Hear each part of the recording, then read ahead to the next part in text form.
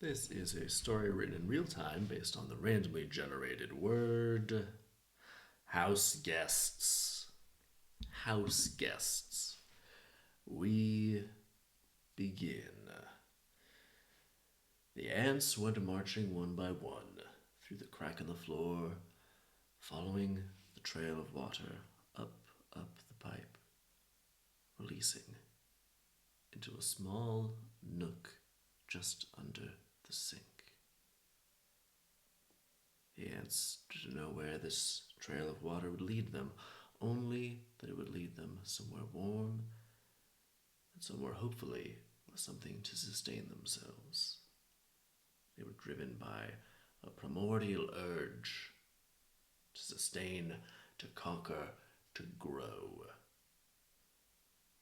And when Daniel saw this one by one march going through his kitchen, well, Daniel too had an urge to conquer, to grow, and to destroy.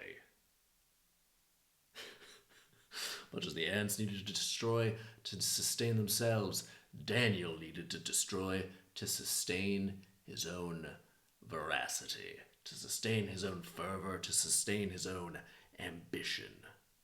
And so he, in a, in a huff, he threw his notebook off his desk, went and grabbed a spray of some type of cleaning solution, and decimated those poor, poor ants who had no idea what had hit them and sent them fleeing down the crack past the water whence they'd came. Daniel slammed the solution back onto the counter, went back to his desk, grabbed the notebook, and began feverishly writing once again. He had sketches and designs and notes and blueprints all over his desk area, all over the walls. They're all marked up with various little notes in red ink and blue ink and orange ink. There were contraptions of various kinds. There were mechanisms and buildings, and it was, well, it was either the ramblings of a genius or the ramblings of a lunatic, and society had yet to determine which one Daniel was. Not that this deterred him in the slightest, for he was of a singular mind and a singular path to create, to grow, to expand, and to destroy, just like the ants. And so, as he completed each of his contraptions, he would take the blueprint off the wall for the one that he thought was done, put it in an envelope, and seal it up. And one day, after many years of this, just eccentric working in silence, in solitude, he left his small, ramshackle apartment, which was just on the outskirts of a small town, and took them to a patent office. And there sat a very round man with a small mustache, who called him forth and said, "All right, what application do you have to file today?" And he put on the desk a giant box filled with these letters. And he said, "Well, let's start with this one." And he slid it across. And this began a meeting with this man that lasted for hours. And the man himself, as he opened letter after letter, he couldn't tell if this was lunacy or if this was some revolution in technology and science, and it wasn't really for him to decide. All he was there to do was take the applications and over time determine if they conflicted with any copyrighted works, and if not, he would permit them. But as he looked at blueprint after blueprint and sketch after sketch and product description after product description, he stopped partway through and he asked, "Sir, what is the ultimate goal of these? What are you building here? What are you trying to bring to life?" And Daniel said, "Well, isn't that just it? trying to bring a life to life. The man said, "What do you mean?"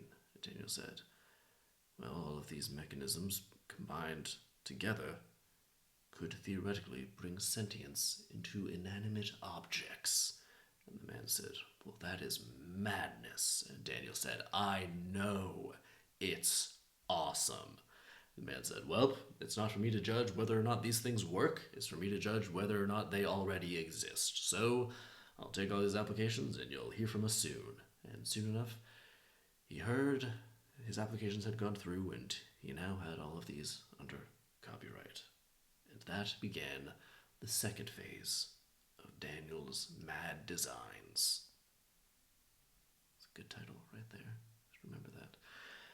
And so he began taking inanimate objects in from the outside. He just had his small apartment and a workshop, which was just an abandoned shack in the forest that he'd found, and he would take bits of wood that had fallen from trees and bring them into the apartment. He would take the pipes that he found walking around, bring them in.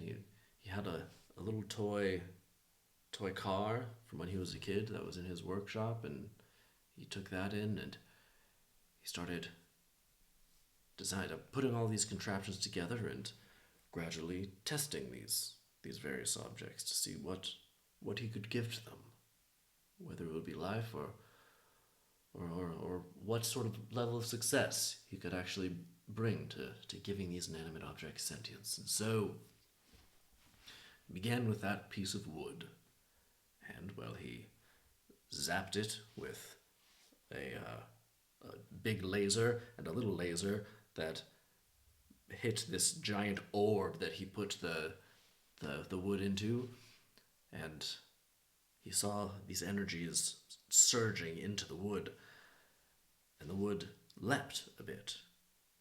And he shut the machine off, and he watched, and it leapt again, and it leapt a third time, and then it sat there, and he took the orb off, and had a camera on and just recorded it, and waited to see what would happen. But that was all. There was just two or three leaps, little flits, and it was done. He ran all sorts of tests to see if it was alive. He did electromagnetic scans. He put those little things that they put on someone's brain to see if there's any brain activity. He put that on there. There's nothing at all. And so he tweaked his devices and made alterations, and then he put the piece of pipe there and did the same thing. He'd added a mechanism as well to surge a new type of energy into it as well. And this time, well, as they surged all of this energy into the pipe began to vibrate and just hum slightly. And while the procedure was complete, and he shut everything off, and it kept humming, and it kept humming. And he took the orb off, and the pipe just spun and rolled right off the desk and out the door, and he chased it far, far, far, far, far away.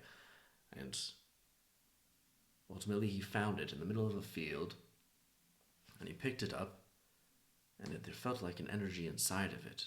And he took it back to his workshop and ran all the tests to see any determinations of life and the sensors and all these things, but then nothing. There was nothing there.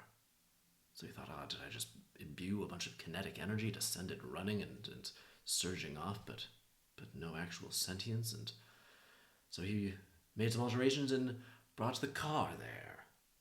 And this one had a particular meaning to him. It was different. It had a sentimentality to him. And so it was a heavy heart that he put this onto the plate where all the energy would surge into it. But he knew that personal investment meant something. He knew he had to give all of himself to this process for it to succeed, and so he put the car on the plate, and well, he took a deep breath and said, "Goodbye, old friend," and he turned the thing on, and surge, energy surge, energy surge, and nothing happened. It was all but invisible. No, there was no bounces, there was no hums, there was no leaps, and he shut the procedure off when it was completed, and he just looked at it. And nothing seemed to be happening, and he kept the camera on to record any differences, but there was nothing, and so he left the camera on and the lights on, and then he went off to have dinner. But he got an alarm on his phone. It was a beeper, and it said like there's an activity in your house. And he looked to see his like security system, his closed circuit camera system, and saw that the little car was just doing little maneuvers on the plate inside the orb. And he thought, Mike, what's happening? What's going on? And he rushed back in, and sure enough, it was flitting about, seemingly of its own accord. And he took the orb off, and the little car sort of turned and faced him and just sort of stopped. And then it backed up, and then it went into a number of different ways. And he's like, "This is amazing. This looks like it's alive." And he put one of the brain things, the little brain nodules, onto the car. And this was another of his devices. There was like a screen with a text readout, and it said, "Who am I? Where is this?" And he realized these are the thoughts of my toy car. And he said, "Oh my goodness, Mr. Carr, you're alive." And it said, "Am I? What is alive?"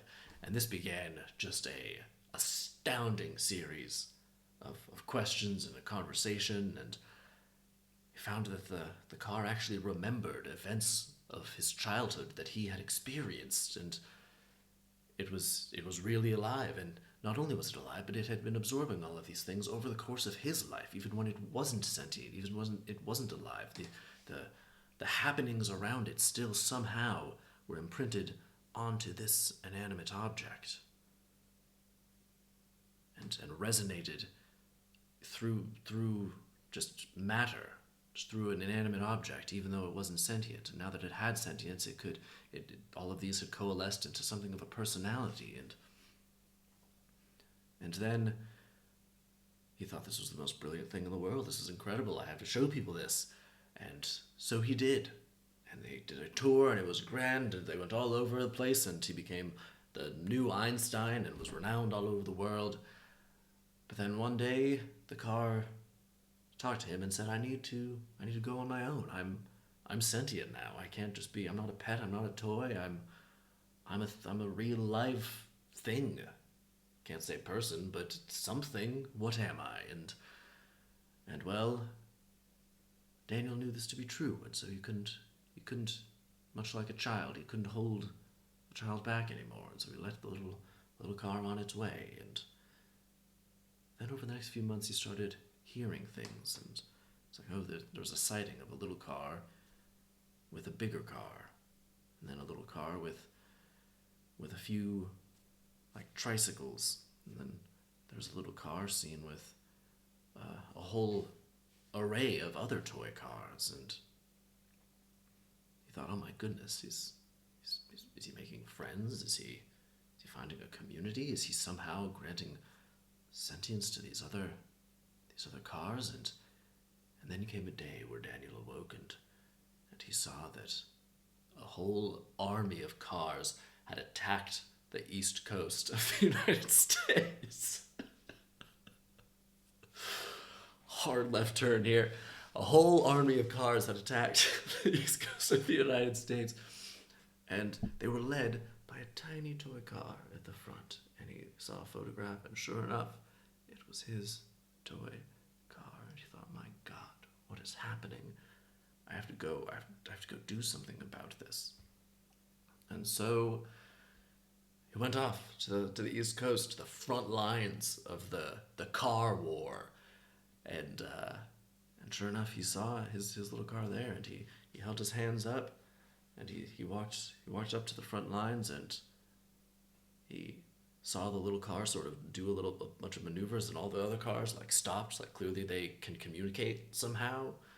And he went and talked to the car and talked to the car. This has gone so crazy. This is gonna reel off the rails. And he went and talked to the car, and he had like a little personal handheld device that he could hook up to the car to have the readout of the text of what its thoughts were. He said, "What are you doing? And why are you attacking everyone?" And the car said, I have sentience. I am my own thing, and more so than that, I was given life by you, and I spent my whole existence prior to that with you. And you, as you know, are driven by an urge to grow, to seek, and ultimately to destroy.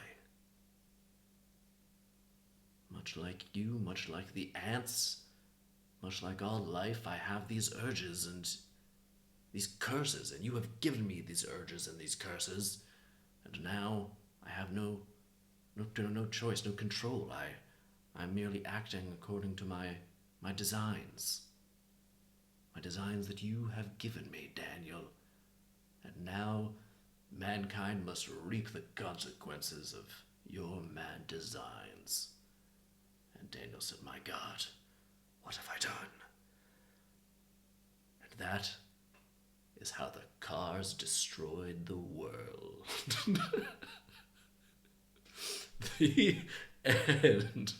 And I guess that then led to the world of like the car film franchise where there's like no more humans and it's just run by cars. Did I just create an origin story for Pixar's Cars? That was insanity. That was crazy. Yeah, gotta call it Daniel's Mad Designs. Parentheses, The Car Wars, I guess. Hell, alright, there we go. Another feat of insanity in the books. If you like these, go ahead and subscribe. Gonna be doing more.